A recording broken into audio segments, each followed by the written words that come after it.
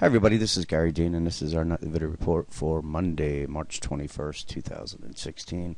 Really absolutely nothing to go over today. Did nothing for to change any of the patterns, any of the divergences. It was just kind of a nothing day. There was the bears didn't even really try today. There was no really harsh pullbacks. We had a little bit of a weak open, but they brought that right back up. And really the main chart of the video would be this right here. If they are going to follow the same time and price as far as the rally that started, this is going back in September. We're right here. We're also at this trend line. We're very overbought right here, and we have bearish divergences, and this is on a daily chart. So, if the bears are going to stick to it, they got to start pushing things down fairly quickly. On a hourly chart, you can see they're struggling right in this resistance zone right here, as well as the 78% retracement. It's still a bearish rising wedge. This is the overthrow. But again, price hasn't really reacted to anything on the downside. Bearish divergences, blah, blah, blah. We've been seeing that forever. We just really need to see price start breaking down before we can assume that the bulls are going to take some kind of break, and a typical break would be 100 points to the downside. 15-minute chart, same thing, very overbought, bearish divergences.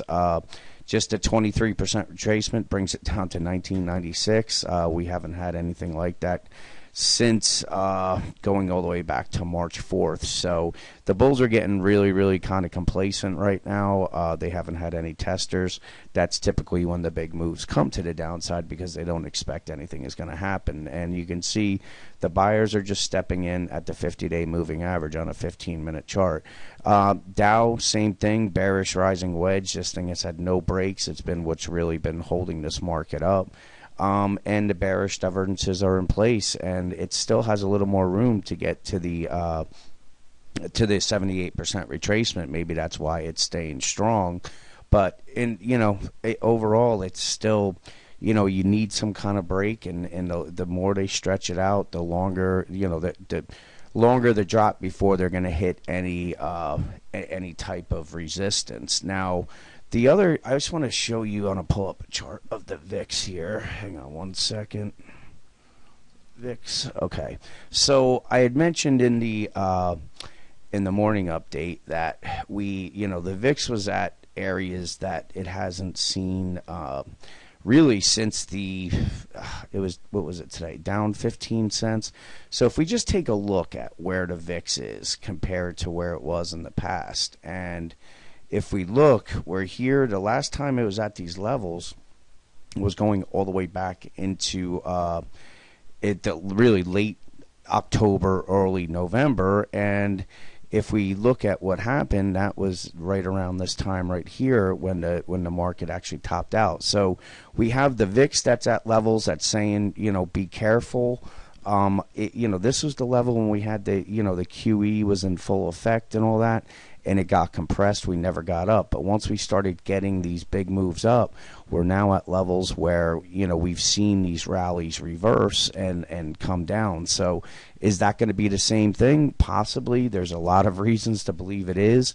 Everybody thought we were making new highs on this one. The bearish view was removed, and from there we took out these lows. It's the same thing that's going on right now.